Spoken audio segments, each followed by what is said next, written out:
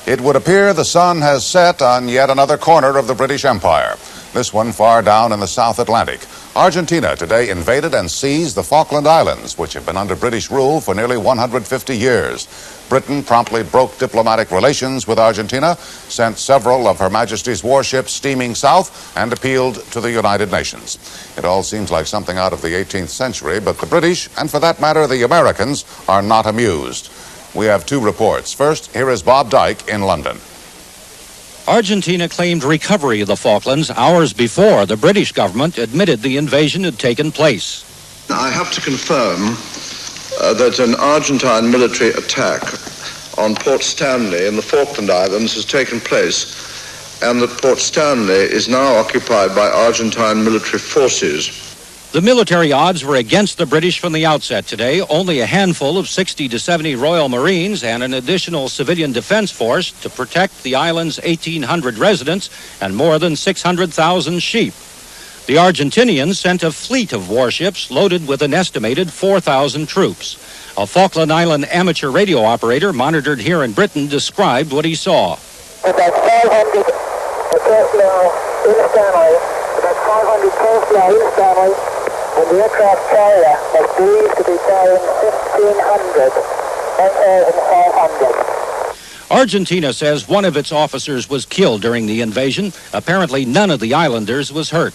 Most of Falkland's inhabitants are descendants of the British, who expelled Argentina from the islands 150 years ago.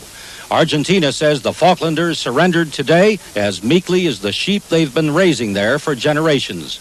But here in London, the first response by some members of Parliament was anger.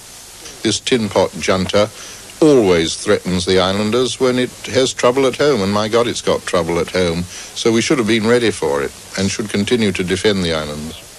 Parliament meets again tomorrow for an extraordinary weekend session, the first of its kind since the 1956 Suez Crisis. Prime Minister Margaret Thatcher canceled a visit with the Queen to spend the day with her cabinet.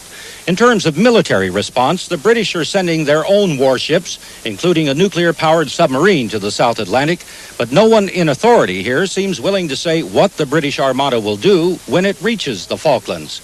But there is a growing feeling in official circles here that Britain's most viable and perhaps only weapon is diplomacy. Meanwhile, in Argentina, they've been celebrating all day, from the most decorated general down to the humblest man in the street. It is not only the settling of an old score with the British, but seismic surveys have shown that the Falklands might be rich in offshore oil reserves. Bob Dyke, ABC News, London. This is Barry Dunsmore at the State Department. While the Falkland invasion seems like wonderful material for a Gilbert and Sullivan operetta, it is in fact being taken seriously by the U.S.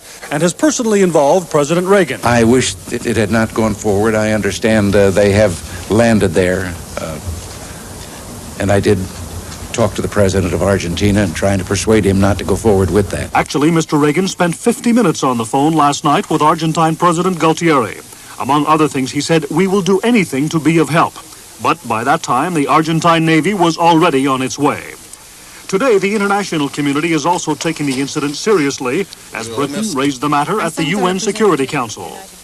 I cannot find words strong enough to express my government's condemnation of this wanton act of armed force. A resolution calling for Argentina's withdrawal and negotiations to settle the dispute is now under consideration. But the Argentines say they will stay put.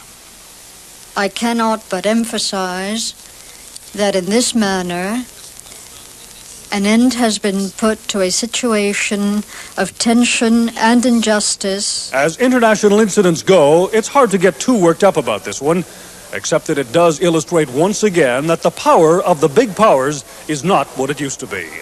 Barry Dunsmore, ABC News, the State Department.